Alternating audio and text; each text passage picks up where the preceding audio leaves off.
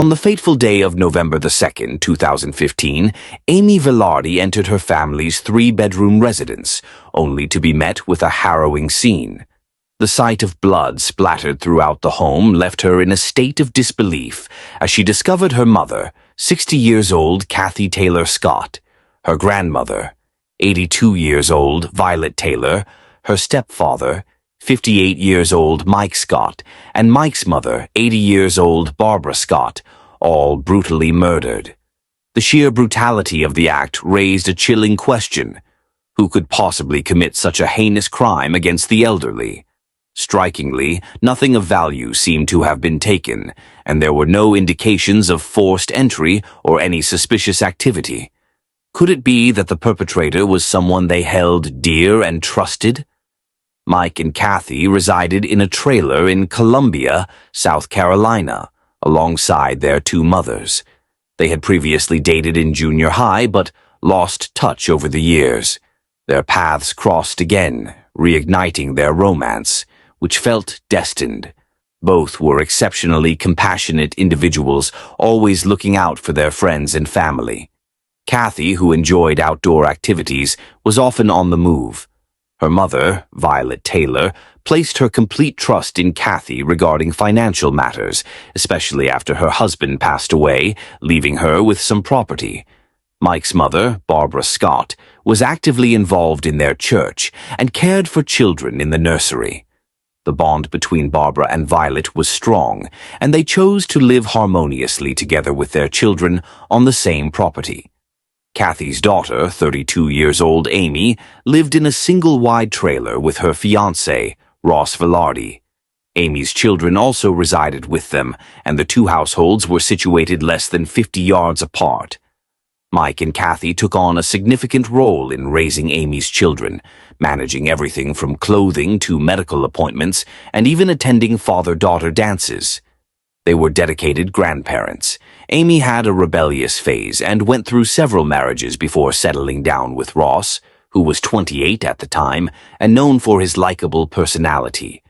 A Marine with specialized training for embassy security, he received commendations for his service. During a 4th of July celebration in 2015, organized by the church, Mike and Kathy took Amy's children along.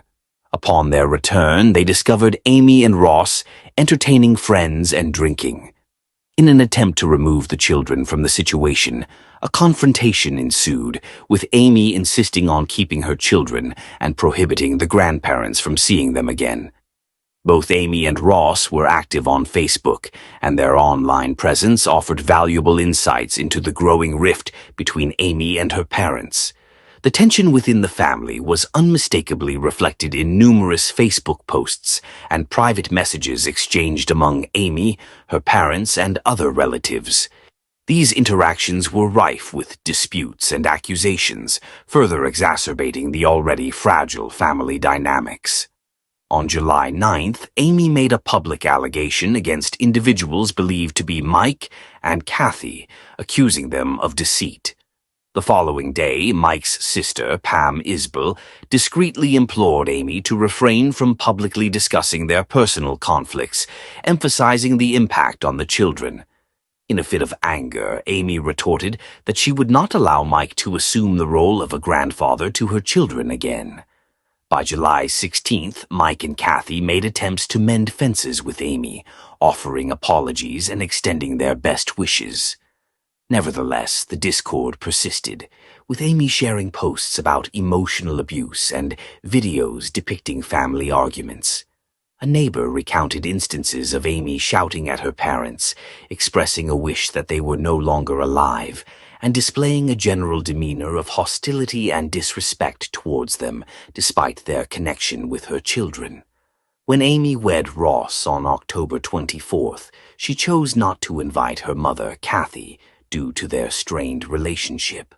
During the week of their marriage, Mike returned home from work and knocked on their door, offering an apology to Amy and explaining how deeply Kathy and Violet were affected by their estrangement from the grandchildren.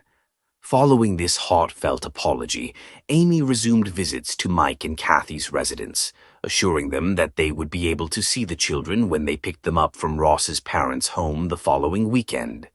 Tragically, during the weekend of the incident, Amy's children were away at Ross's parents' house. After a few days without contact, Amy grew increasingly anxious. On November 2nd, 2015, she decided to check on her family. Upon arrival, she found the lights off but heard the television playing. As she turned on the lights, she was met with a scene of unimaginable horror. Without hesitation, she called 911 at 12:30 p.m., requesting immediate assistance at their residence on Refuge Road in Pendleton. The crime scene was shockingly gruesome, and upon the officers' arrival, they were initially confronted with the sight of gunshot wounds. The countenances of the victims bore the marks of gunfire, yet a more harrowing discovery awaited. Their throats had been brutally severed. This crime was particularly striking, as the assailant had employed a variety of weapons. The evidence suggested a sequence of stabbing followed by shooting. Signs of a fierce struggle were evident, yet there were no indications of forced entry. Investigators surmised that the murderer had been granted access to the residence. A shelf in the main bedroom closet was found askew, hinting that a substantial object had been removed, leading to the theory that a safe filled with cash had been stolen. It was widely known that Mike Scott kept a considerable sum of money at home.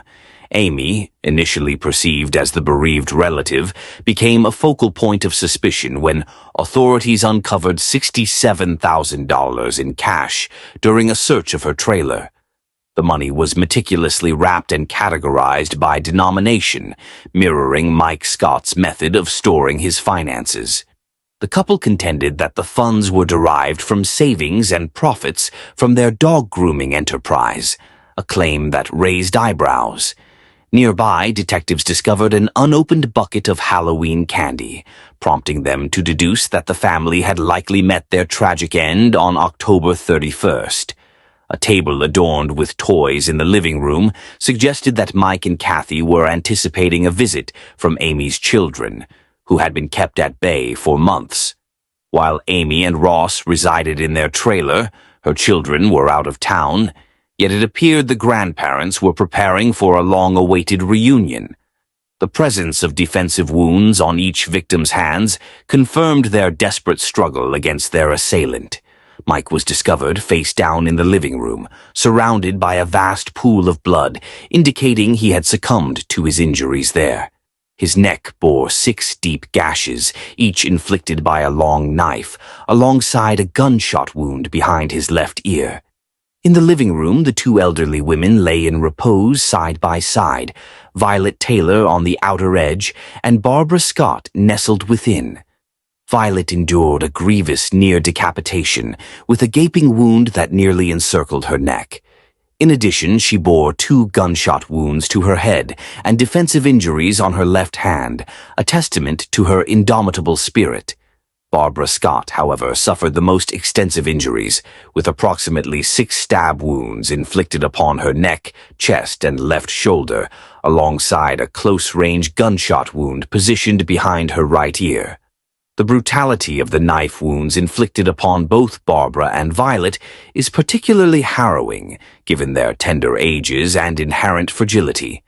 Kathy Scott was discovered in the bedroom, having been stabbed in the right lung, severing a major blood vessel and resulting in catastrophic internal bleeding. The depth of her wound measured an alarming 9 1/4 inches, accompanied by a rectangular bruise indicative of a combat-style knife, featuring a hilt or guard. She also sustained 2 gunshot wounds. It appeared she had been reaching for a firearm before collapsing over a backpack and a pillow. The scene of her discovery provided insight into the events that transpired. Footprints were traced leading into the hallway on the carpet. It is likely she was stabbed and sought refuge in the bedroom, only to be shot. Authorities suspected the involvement of at least 2 assailants, given the diverse methods of attack and the footprints uncovered at the crime scene. Intriguingly, Mike Scott had sent a photograph of his savings to a friend, showcasing the cash he kept in the house, which subsequently went missing. This photograph was dated October 29th. The The cash, later discovered in Amy and Ross's trailer, bore matching serial numbers to the money depicted in the photograph, further entangling them in the nefarious events. Amy's behavior during the funeral raised eyebrows. While others mourned, she donned red attire and maintained a chilling demeanor. When Violet's niece approached to pay her respects, Amy coldly declared, "I did not do it." Immediately following the funeral, she purged the entire residence, disposing of all blood-stained carpets and any incriminating evidence. However, the couple only came under scrutiny 3 years later. In 2018, Amy sought the return of all evidence collected from the house. The investigation revealed a range of assets, including vehicles, firearms, and cash, which brought her to the attention of law enforcement. Her actions raised red flags, particularly her spending habits. To establish a case, the police needed to gather circumstantial evidence, necessitating a thorough examination of the couple's financial documents. A significant portion of their income stemmed from Ross's disability benefits, amounting to $25,000 after his discharge from the Marines in 2013. Additionally, they accrued $177,000 from their dog grooming enterprise, Styles for Miles, along with a $5,000 tax refund. In 2013, Ross made substantial purchases, including a $144,000 truck and a $5,800 Mustang, as well as 2 Harley-Davidson motorcycles totaling $115,000, leading to $35,000 in expenses. However, with his disability settlement at only $25,000, they faced a $10,000 shortfall. In 2015, messages surfaced indicating the couple struggled to pay their rent, with just $40 in their business account. They were required to settle a $7,000 payment by November 1st, 2015, yet surprisingly managed to find the funds shortly after a tragic event occurred at their residence. Styles for Miles reported earnings of $2,700 in 2014 and around $27,000 in 2015, but their expenditures significantly outpaced their legitimate income. Hannah Taylor, Amy's cousin and a former employee at the Pendleton-based business, noted that the couple was facing severe financial difficulties. She recounted that her paychecks were often insufficient, stating, "Every morning I got there, I would check the voicemails, check the phone calls, and there were bill collectors calling and leaving voicemails like you would not believe." Hannah was dismissed from Styles for Miles shortly before the tragic events, after raising concerns about unpaid wages. She also mentioned seeing a large military-style knife in Amy's vehicle, which raised suspicions, as it was believed that a military knife was used in the attack on the victims. On the 4th of September 2015, Ross conveyed a message to his wife stating, "Darling, please refrain from any further expenditures. Our business account holds a mere $40.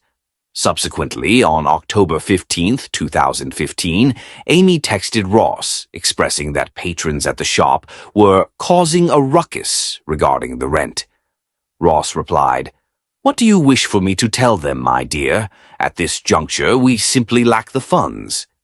Roxy Voorhees, a colleague at Styles for Miles, noted that Amy was the primary decision-maker in her partnership with Ross. Amy harbored a profound animosity towards her mother, stemming from a traumatic incident where Kathy had removed her biological father from life support after he was tragically struck by a vehicle. As investigators examined cell phone records, it became apparent that the couple's devices registered signals near their residence on Halloween night. A crucial piece of evidence emerged. Shoe prints discovered at the scene corresponded to a pair of red Asics shoes that Ross had been captured wearing on surveillance footage. Notably, the shoes and a specific hoodie worn by Ross were never located. Furthermore, text messages contradicted the couple's narrative of being out and subsequently retiring to bed at 9 p.m. Records indicated their presence in the vicinity around 8:36 p.m., with sightings at a store post, 9:38 p.m. Detectives opted to interview them separately, yet Amy declined to cooperate. Ross seemed to forget that he and Amy had informed the officers they were home that evening, settled in bed by 9. The discrepancies in their accounts suggested deceit, particularly when considering the wealth of evidence, including financial and cell phone records, the shoe prints at the crime scene, their conflicting statements, their tumultuous relationships with the victims, and a portion of Mike's cash discovered in the Vardis trailer. Investigators were convinced they possessed sufficient grounds to present the case to the Attorney General. Ultimately, Amy and Ross Velarde were apprehended in December 2023, more than 8 years following the harrowing events of Halloween 2015. They remain in custody as they await their trial, with their bond application having been denied on February 16, 2024. Prosecutor Heather Weiss remarked, "The individual who stood to gain the most from their downfall is Amy Velarde." She noted that Amy swiftly tidied the crime scene and relocated her family into the residence.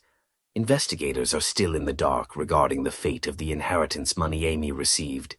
Pam Isbell, sister of Mike Scott, expresses her gratitude for finally achieving justice after the brutal loss of her mother and brother.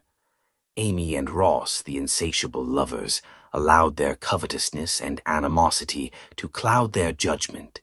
They were blessed with a loving, supportive family that provided them with shelter and assistance in every conceivable way. Ultimately, they forfeited everything: love, support, family, and even the wealth they coveted. Had they chosen to lead a more honorable life, perhaps their fate would have been different. They nearly evaded accountability, oblivious to the fact that the truth inevitably surfaces.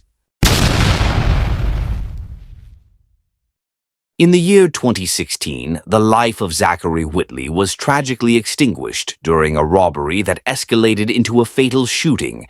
His untimely death sent ripples of shock and grief throughout the community of Greenville County, South Carolina. Fast forward 6 years, and the very same residence became the scene of another harrowing crime, claiming the life of Charity Sutherland in a disturbingly similar manner. While these two incidents appeared to be mere cold cases, relentless investigative efforts eventually unearthed crucial evidence, leading to the apprehension of those responsible for these heinous acts. Nestled in the northwestern region of South Carolina, Greenville County is celebrated for its quaint charm and vibrant downtown. Yet, despite its growth, certain neighborhoods continue to grapple with challenges such as poverty, crime, and domestic violence. Zachary Whitley, a long-standing member of this community, was cherished for his affable demeanor and unwavering commitment to his family. However, his life took a tumultuous turn, drawing him into the local criminal underbelly. As a pool installer and landscaper, he worked tirelessly to support his beloved children, a son and a daughter. Charity Sutherland, on the other hand, was a treasured figure in Greenville, known for her warmth and generosity. Embracing motherhood at a young age, she was resolute in her quest to forge a brighter future for her child, radiating kindness and an infectious smile. Unbeknownst to them, both Zachary and Charity would have their lives cruelly severed under eerily parallel circumstances within the same walls. On a serene Sunday afternoon in Pelzer, Greenville County, tranquility was abruptly disrupted by a violent altercation.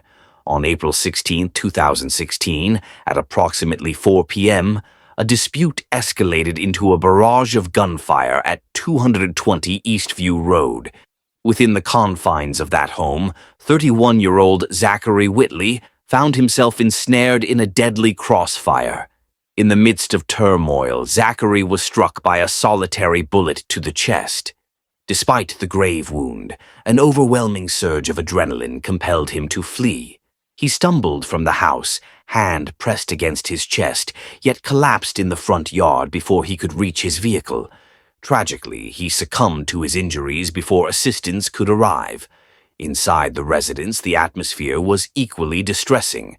3 of Zachary's companions had been shot multiple times, left in critical condition. One was airlifted to Greenville Memorial Hospital, while the other 2 were transported by ambulance, all battling for survival. Witnesses provided authorities with descriptions of the assailants, leading to the release of detailed profiles. A group of 3 males accompanied by a female getaway driver in a silver Toyota. The first suspect was characterized as a slender black male in his early 20s, clad in jeans and a black cut-off t-shirt, standing at 5 feet 6 inches tall and weighing between 120 and 130 pounds. The second male suspect sported long blonde dreadlocks, donned a vibrant Bob Marley jacket, and stood at 5 feet 10 inches tall, weighing 160 to 170 pounds. The third male suspect was noted for his white clothing and possibly dreadlocks, towering at 6 feet 1 inches tall. The female driver was described as heavy-set with short hair. Despite these vivid descriptions, no immediate arrests were made, leaving both law enforcement and the community yearning for justice, while Zachary's family mourned his untimely loss.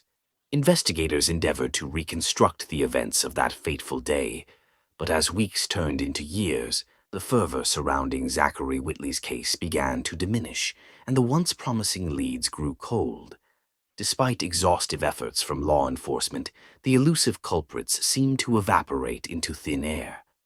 Then, in 2022, amidst the lingering frustration from Zachary's case, a haunting sense of déjà vu enveloped Greenville County as a new tragedy cast a dark pall over the community once again. On the fateful day of April 2nd, 2022, a somber shadow fell upon 220 Eastview Road, the very site where the life of Zachary Whitley had been tragically extinguished years prior. In the stillness of the early morning, 21-year-old Charity Sutherland was discovered fatally wounded within the confines of her home. Heartbreakingly, her 3-year-old son was present during this harrowing event, and she was found unresponsive in her bedroom. The urgency of the investigation into this violent act was palpable, as law enforcement dedicated themselves to unearthing the truth and delivering justice to the mourning family. This incident occurred mere months after the untimely passing of her brother in a devastating car accident. As the months dragged on, progress in the case appeared to stagnate, leaving a community in despair. On April 2nd, 2023, in a poignant display of remembrance, her family and friends gathered at Herdklotz Park to reignite awareness of the case. Linny, her father, fondly reminisced about her radiant spirit, stating, "Charity she was just such a good person. Everybody she encountered loved her person and character. She was just a lovable kind of person, a likable kind of person. You wanted to be around her." Then, on February 16, 2024, a beacon of hope emerged as the Greenville County Sheriff's Office unveiled significant advancements in both cold cases during a press conference. Sheriff Hobart Lewis announced that the investigative unit had successfully resolved the murders of Charity Sutherland in 2022 and Zachary Whitley in 2016. Although the two cases were unrelated, they shared the same tragic location at 220 Eastview Road in Pelzer. The investigation into Charity's death took a pivotal turn when the cold case unit identified 22-year-old Charles Russell Reams as the prime suspect. Initially a person of interest, Reams, the father of Charity's child, had eluded charges due to insufficient evidence. It was believed that Charity's death stemmed from a troubling domestic situation within her home. In January 2023, Reams was apprehended in Rome, Georgia, on unrelated assault charges.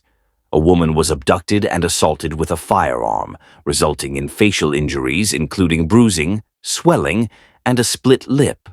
Additionally, there are allegations of an attempted strangulation of the victim. Investigators subsequently connected DNA evidence and witness accounts to Reams, which prompted the issuance of arrest warrants in January 2024 for his involvement in Charity's tragic death and for possessing a weapon during a violent crime. Reams is currently held at the Floyd County Detention Center in Georgia without the possibility of bond, awaiting extradition. In a separate incident from 2016, the murder of Zachary Whitley was linked to 34-year-old John Wesley Nix, with authorities determining it stemmed from a drug-related transaction that went awry. Nix had gone to a residence on Eastview Road to sell illegal drugs and ended up shooting 4 individuals. After the case had stalled, investigators revisited it in 2022, employing advanced DNA forensic techniques and conducting additional interviews, which led to witness statements and DNA evidence that confirmed Nix as the shooter. The Fugitive Apprehension and Specialized Investigations team of the Greenville County Sheriff's Office apprehended Nix at his workplace on Wade Hampton Boulevard. He faces charges for violent crimes, including assault and battery, attempted robbery, possession of a weapon during a violent crime, and criminal conspiracy. Nix is currently detained at the Greenville County Detention Center without bond. The Greenville County Sheriff's Office continues to seek identification of 2 additional suspects linked to the incident. The recent developments in the cases of Charity Sutherland and Zachary Whitley provide essential closure for their families after enduring years of uncertainty and sorrow. Jessica Kemp, Charity's sister, expressed her gratitude towards the courageous victim in Georgia who spoke out, wishing her sister had shown similar bravery as it might have saved her life. Their mother also expressed appreciation for the woman who came forward, aiding in Ream's incarceration. It is my belief that her actions significantly expedited the investigators' ability to uncover the necessary evidence to apprehend him. She truly is a blessing in my life. The family is actively pursuing full custody of Charity's son in light of his father's recent arrest. The apprehensions of Charles Russell Reams and John Wesley Nix underscore the commitment of the Greenville County Sheriff's Office to seek justice for the victims. As the legal proceedings unfold, the community unites in support of the victims' families, paying tribute to the memories of Charity and Zachary.